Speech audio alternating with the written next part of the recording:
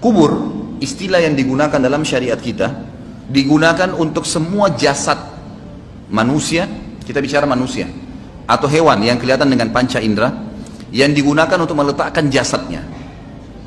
Baik itu tanah, lautan, udara, dimanapun jasad dia wafat pada saat itu, maka berarti itu kuburannya.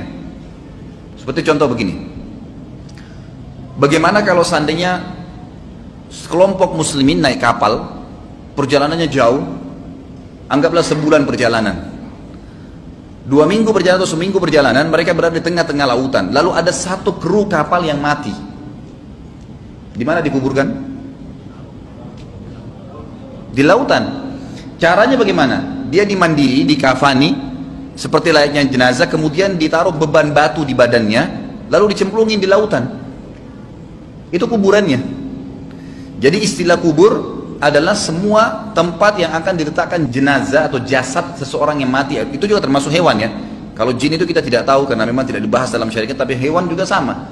Ya, umumnya hewan itu tidak dikuburkan kalau dia mati, maka biasanya dimangsa oleh hewan-hewan yang lain. Tapi kita bicara luar lingkup manusia lah, lebih kerucut lagi. Maka seperti itu.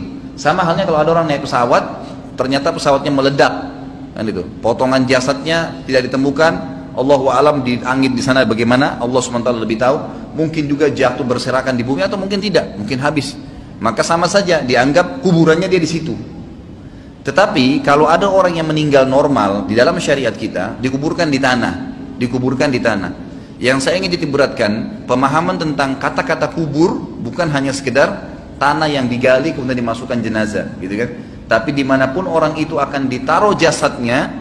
Kalau tadi dia meledak di atas kapal atau dia ditenggelamkan di lautan, kalau dia meninggal di darat itu tentu tidak boleh kecuali harus dikuburkan. Dimasukkan, maksudnya dijadikan kuburannya dalam tanah, dan tentu ada hukum syar'i sendiri ya. Tapi yang saya berikan gambaran umumnya, kuburan dalam Islam itu Nabi SAW perintahkan agar seukuran dengan jasad manusia normal berdiri, sehingga bau jasad itu tidak tercium oleh hewan-hewan yang akhirnya membuat mereka menggali dan memakan fisik tadi, gitu kan. Juga satu hal yang berhubungan dengan kuburan ini, jasad manusia utuh misalnya kita anggap normal, dia utuh dikafani. Jasad ini sebenarnya hakikatnya seperti pakaian, seperti pakaian. Jadi kalau seseorang itu melepas pakaiannya, lalu kemudian dia biarkan jatuh di lantai, seperti itulah, tidak bisa bergerak pakaian itu kecuali dia pindahkan sendiri. Jasad kita seperti itu sebenarnya. Kenapa saya datangkan poin ini Bapak Ibu sekalian? Karena banyak orang salah faham. Dia anggap kalau jenazah itu sudah dimasukkan ke dalam kuburan, maka berarti jasad itu akan ada hubungannya sama kuburan tadi. Padahal ini simbolik saja. Ini hanya simbolik. Jadi seperti baju yang pernah kita pakai dimasukkan ke dalam tanah, seperti dimasukkan ke dalam lemari, ya. Kemudian disimpanlah di situ. Nanti dengan hikmah Allah SWT akan dimakan oleh tanah. Tidak ada hubungan sama sekali dengan ruhnya.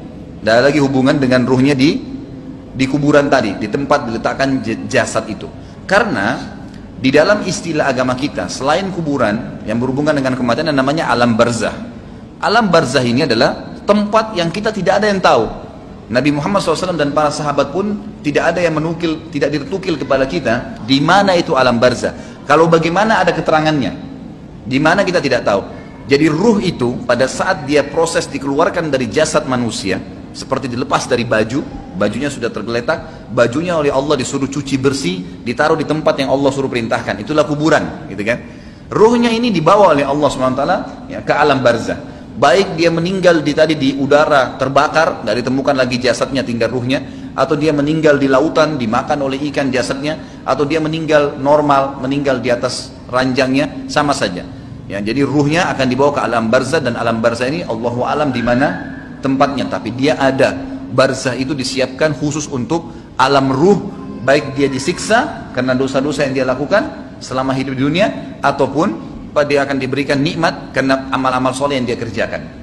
Dalam Islam kita punya keyakinan bahwasanya kuburan tadi tempat diletakkan jasad dan ya, alam barzah itu dua-duanya itu punya kehidupan. Kalau kuburannya sendiri tempat diletakkan jasad itu hanya simbolik diletakkan, tapi yang lebih difokus sebenarnya adalah masalah alam barzahnya. Jadi tadi kuburan itu hanya untuk meletakkan jasad saja, dan itu simbolik. Gitu kan? Orang tahu di atasnya ada tumpukan tanah, ada batu nisan, udah orang tahunya itu kuburan, tempat jasadnya ditaruh, simbolik. Tapi apakah orang itu ada dalam situ? Sudah nggak ada. Ruhnya sudah pergi ke alam barzah. Ya, nanti di hari kiamat akan ada pembangkitan sebagaimana saya jelaskan yang lalu. Allah turunkan hujan, lalu menerpah tulang-tulang ekor yang tersisa, kemudian tumbuh dibuat jasad baru, baru ruhnya kembalikan, dibawa dari alam barzah, ditiupkan atau dimasukkan kembali ke dalam jasad yang baru.